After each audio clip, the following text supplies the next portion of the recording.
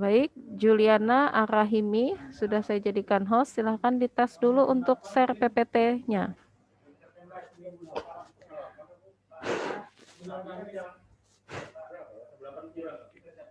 Baik,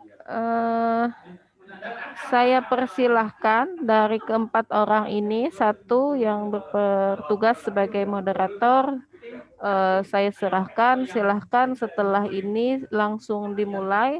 Baik, terima kasih.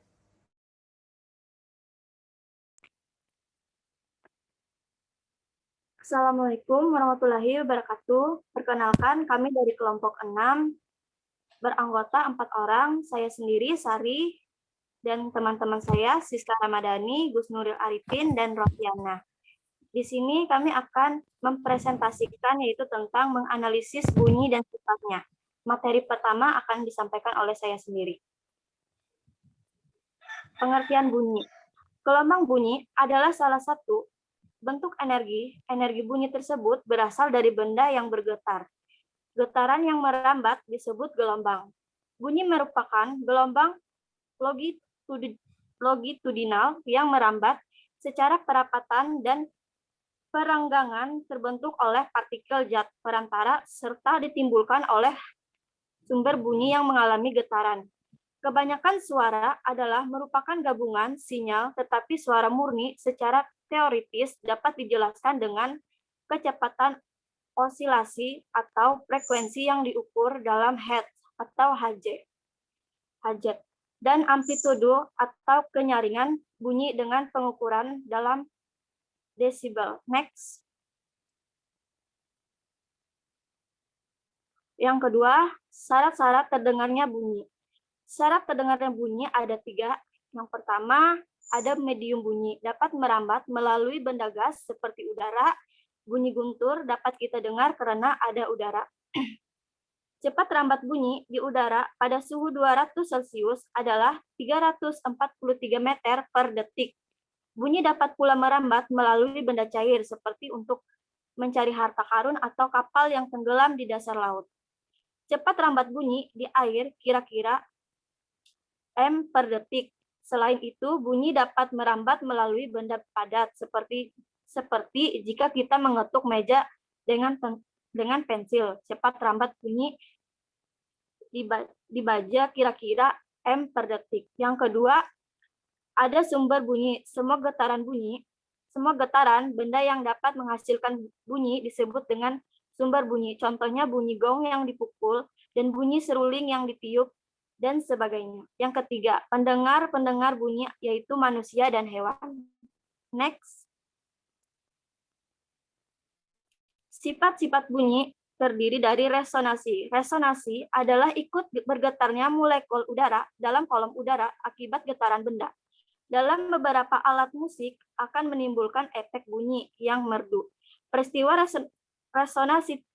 resonansi terjadi sesuai dengan getaran udara pipa organ tertutup.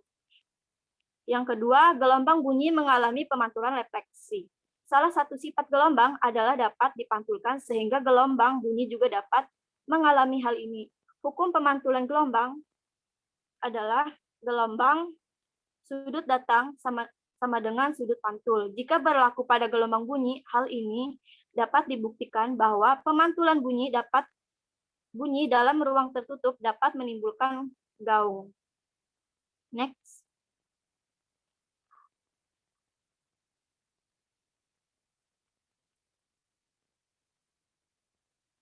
Gelombang bunyi mengalami pembiasan atau refraksi.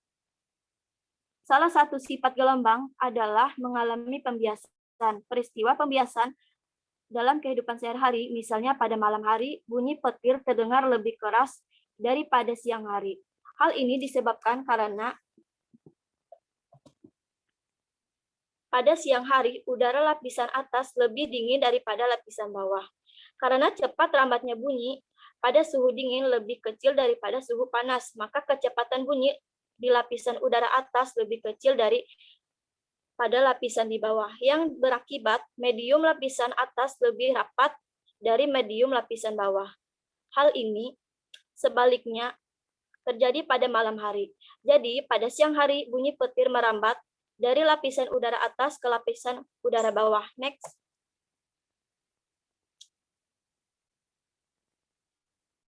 Baik. Gelombang bunyi mengalami pelanturan.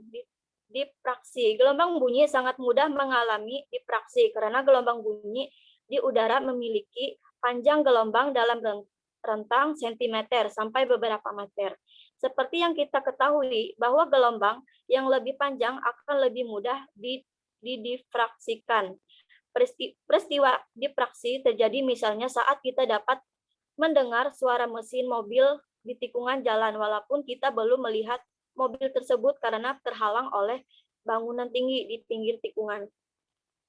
Selanjutnya, gelombang bunyi mengalami perpaduan, interferensi. Gelombang bunyi mengalami gejala panduan gelombang atau interferensi yang dibedakan menjadi dua, yaitu interferensi konstruktif atau penguatan bunyi dan interferensi destruktif atau pelemahan bunyi. Contoh inferensi bunyi misalnya, waktu kita berada di antara dua buah lots atau speaker dengan frekuensi dan amplitudo yang sama atau hampir sama, maka kita akan mendengar bunyi yang keras dan lemah secara bergantian. Selanjutnya akan dijelaskan oleh Gus Nuril Arifin.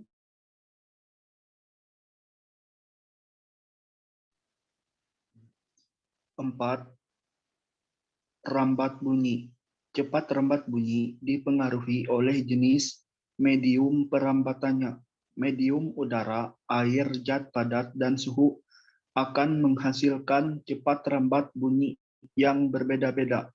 Semakin padat suatu medium, makin rapat pula partikel dalam medium, dan makin kuat gaya kohesi di antara partikel medium tersebut.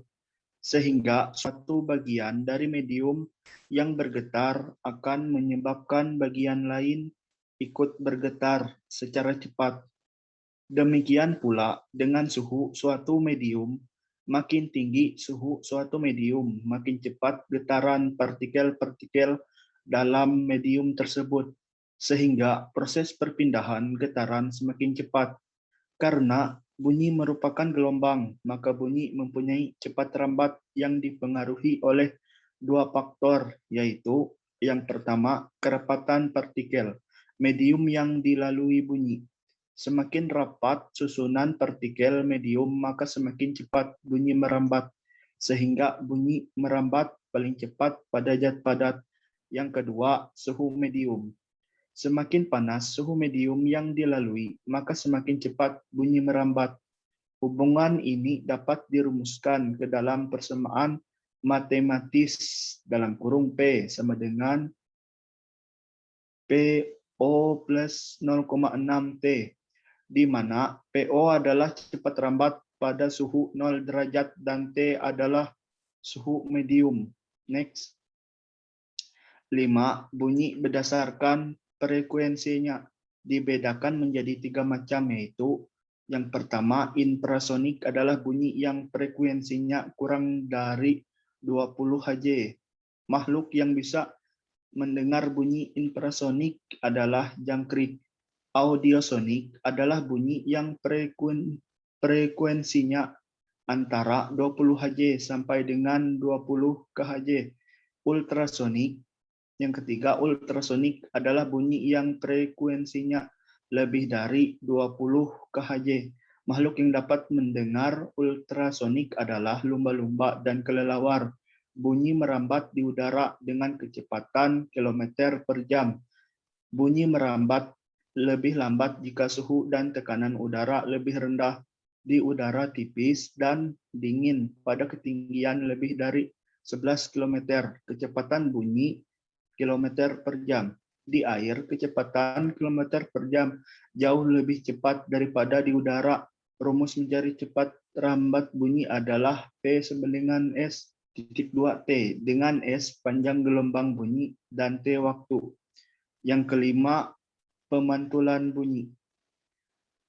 Pada suhu udara 15 derajat Celcius, bunyi dapat merambat di udara bebas pada kecepatan 340 meter per detik. Rumus cepat rambat bunyi adalah P sama dengan ST, yaitu jarak tempuh dibagi waktu tempuh. Suhu udara yang lebih panas atau lebih dingin memengaruhi kecepatan bunyi di udara. Semakin rendah suhu udara, maka cepat terambat bunyi semakin cepat karena partikel udara lebih banyak. Jenis-jenis bunyi pantul. Terdapat beberapa jenis bunyi pantul, yaitu gaung dan gemak. Bunyi pantul dibedakan menjadi 3 macam, yaitu yang pertama, bunyi pantul memperkuat bunyi asli, yaitu bunyi pantul yang dapat memperkuat bunyi asli biasanya terjadi pada keadaan antara sumber bunyi dan dinding pantul jaraknya tidak begitu jauh, kurang dari 10 meter.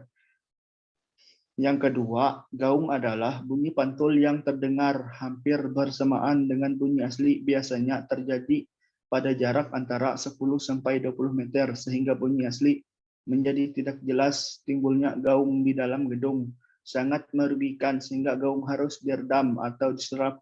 Bahan yang biasa digunakan untuk dapat mencegah terjadinya gaung adalah gabus, busa, dan kapas. Yang ketiga, gemak adalah bunyi pantul yang terdengar setelah bunyi asli, biasanya terjadi pada jarak lebih dari 20 meter.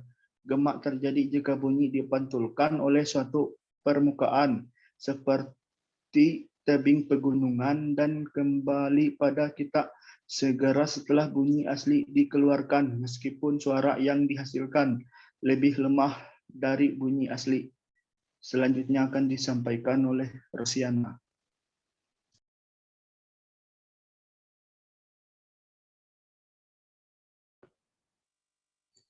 Baik, yang selanjutnya itu ada kekuatan bunyi, yaitu bunyi yang kuat berbeda dengan bunyi yang tinggi. Kekuatan bunyi tidak ditentukan oleh frekuensi bunyi, tetapi oleh hal-hal yang lain, khususnya amplitudo, resonansi, dan jarak.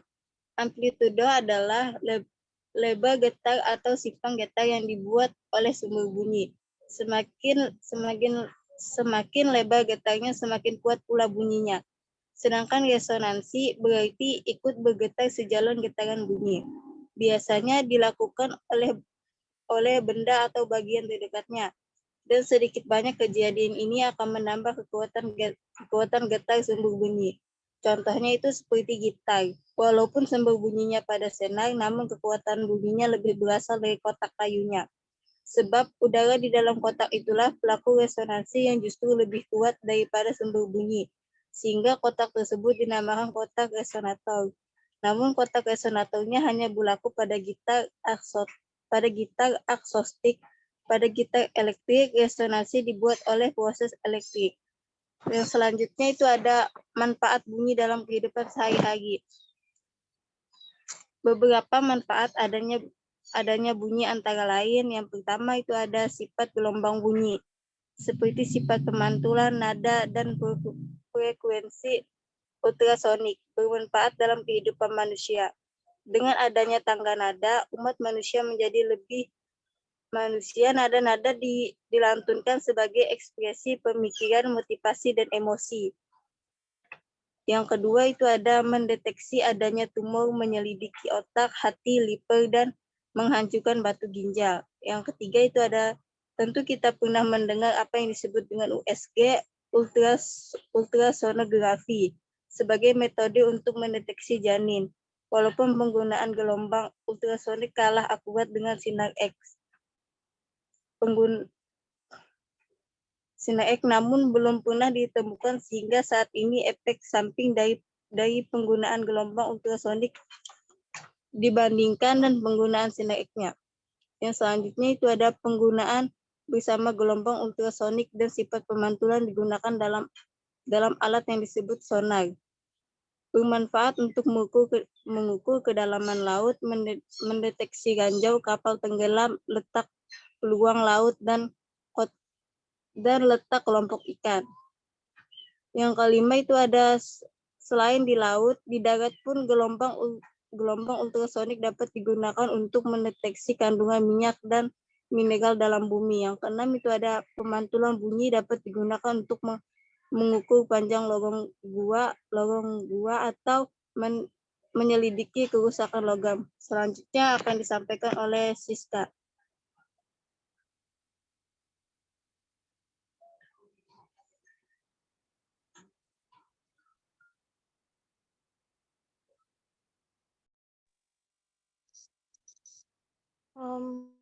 Baik,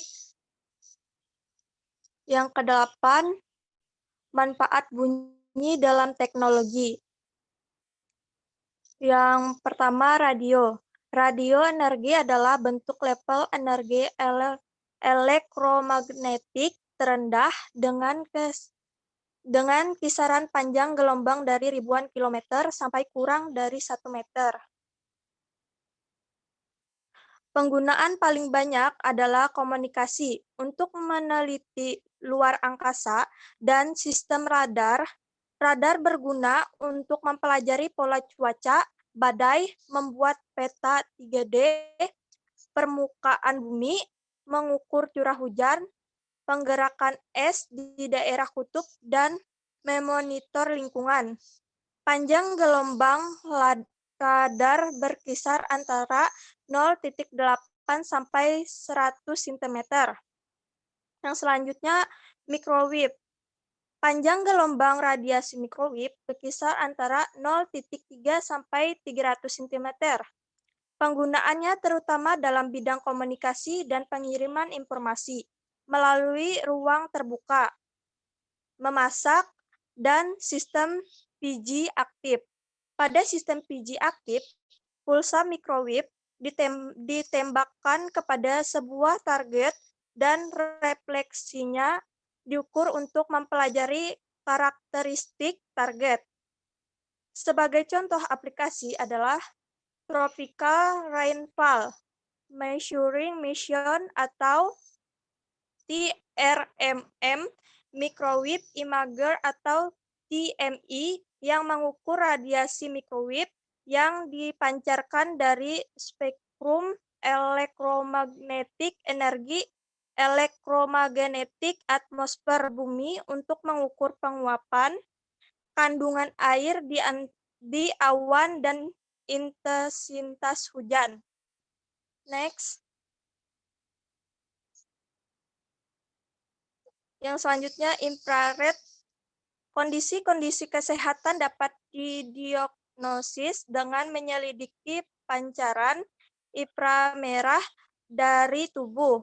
Foto inframerah khusus disebut termogram digunakan untuk mendeteksi masalah sirkulasi darah, radang, sendi, dan kanker. Radiasi inframerah dapat juga digunakan dalam alarm pencuri.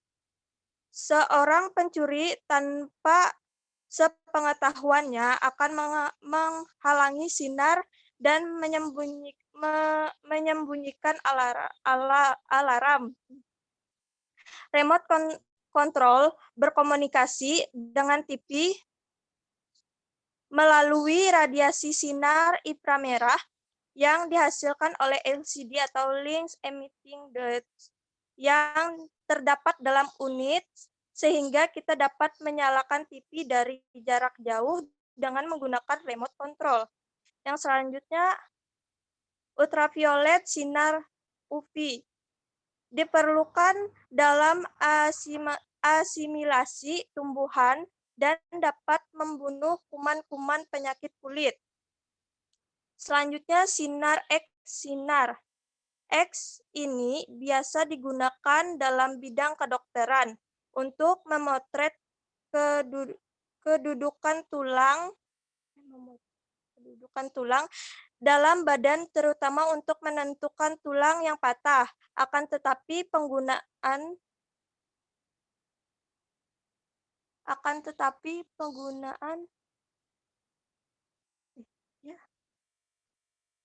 penggunaan SIN. Yang selanjutnya,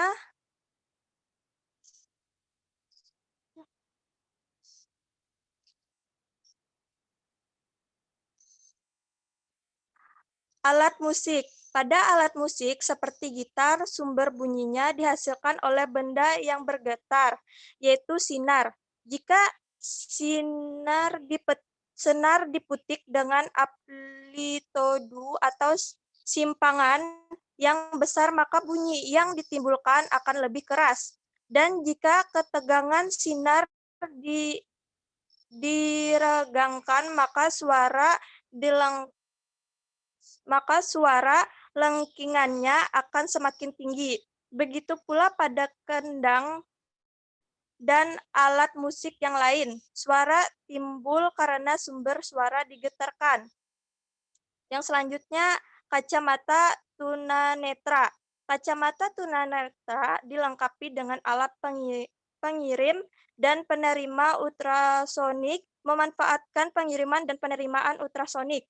Perhatikan bentuk kaca tunanetra berikut. Yang selanjutnya, mengukur kedalaman laut.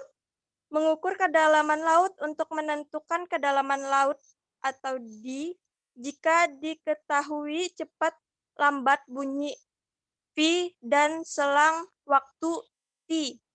Selanjutnya, alat kedokteran. Alat kedokteran misalnya pada pemeriksaan USG atau ultrasonografi. Sebagai contoh, scanning ultrasonik dilakukan dengan menggerakkan gerakan probe di sekitar kulit perut ibu yang hamil, akan menampilkan gambar sebuah janin di layar monitor. Dengan mengamati gambar janin, dokter dapat memonitor pertumbuhan, perkembangan, dan kesehatan janin. Selanjutnya kembali kepada moderator.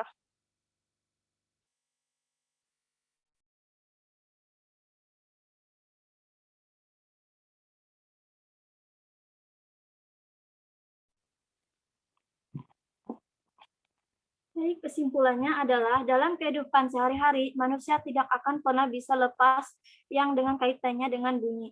Bunyi merupakan gelombang longitudinal yang dihasilkan dari benda-benda yang bergetar. Bunyi memiliki sifat-sifat dan karakteristik tertentu. Dalam perambatan bunyi, memerlukan waktu dan medium untuk merambat dari satu benda menuju benda yang lain. Tiap medium memiliki waktu yang berbeda dalam perambatannya. Perambatan bunyi tidak dipengaruhi oleh frekuensi. Dengan adanya bunyi, kehidupan manusia dapat terbantu. Baik, sekian presentasi kami hari ini. Mohon maaf jika ada salah kata. Jika teman-teman masih kurang dalam materi yang kami sampaikan, masih kurang paham, bisa ditanyakan melalui via Adlink. Kembali ke Ibu.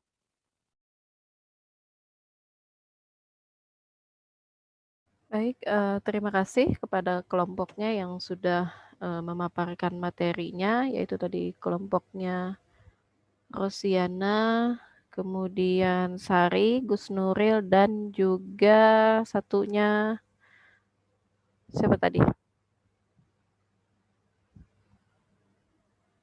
Siapa tadi satunya ya? Saya lupa. Sari. Siapa? Siska Ramadhani. Siska Ramadhani. Baik, terima kasih sudah memaparkan. Selanjutnya jika ada yang kurang paham